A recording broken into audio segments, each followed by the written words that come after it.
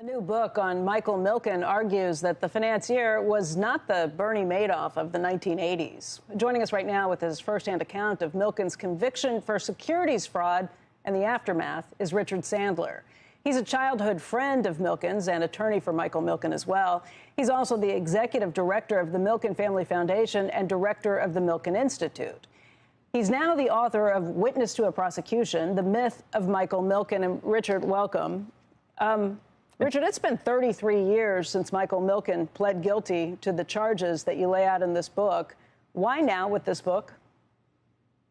Well, whether he likes it or not, Michael is an historical figure, probably the most effective and important financier of our time, and is still written about. And nothing has ever been written about him by somebody who was there, who knows the truth about exactly what happened, what did he do, and what didn't he do. And I think it's time for the truth to be told. And your version of the truth is what? Well, you can say my version of the truth. It is the truth. It's a one-person account. It doesn't. It's not a journalistic action that went after all of this. But go ahead. You were there. What is the truth as you see it?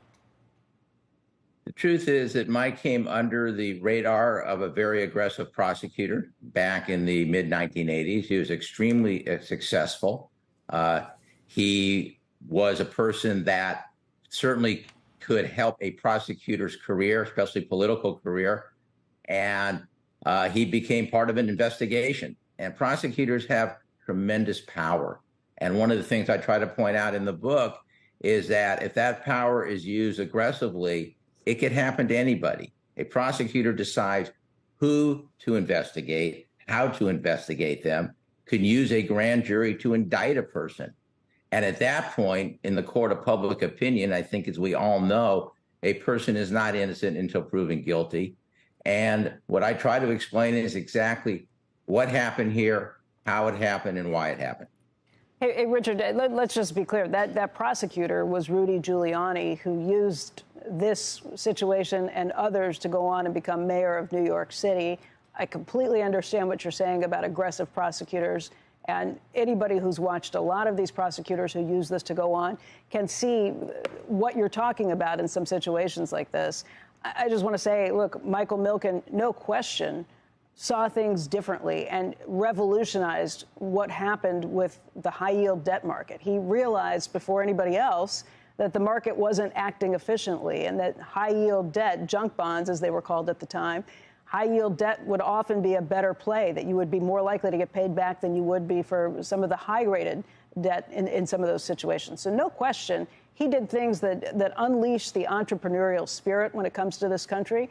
Milken was responsible for people like Ted Turner going on to create the industry he looked into. He was responsible for Steve Wynn being able to come on and take the casino magnate. And those are all fantastic things that he unleashed.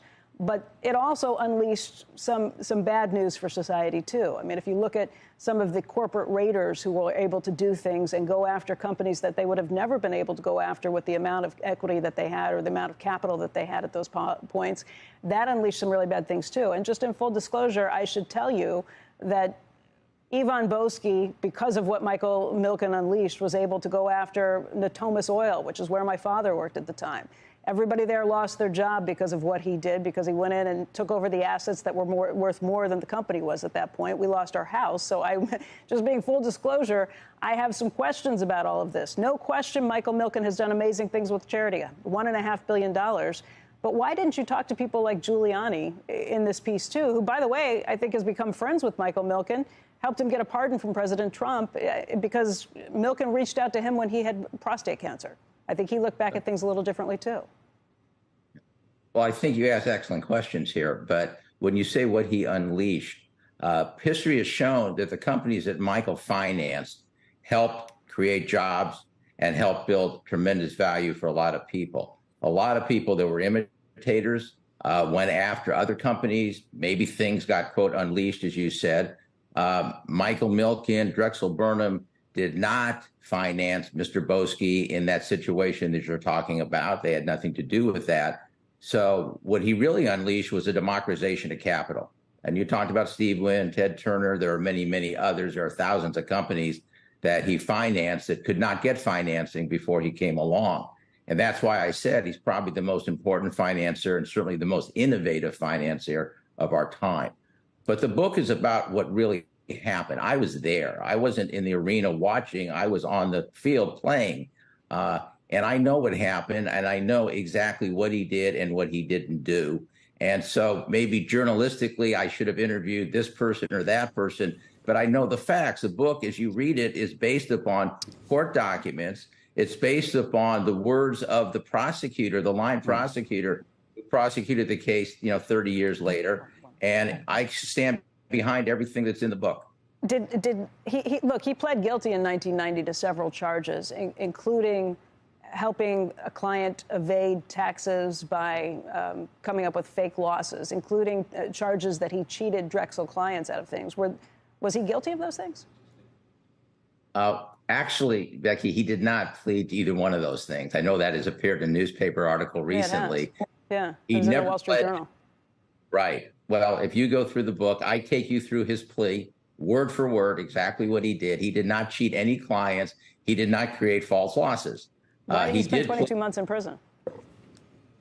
Because he did plead, he was sentenced, and he paid his price. He paid the price of being part of this process. He made a decision that the risks to him were so great that he needed to find a way to resolve this matter.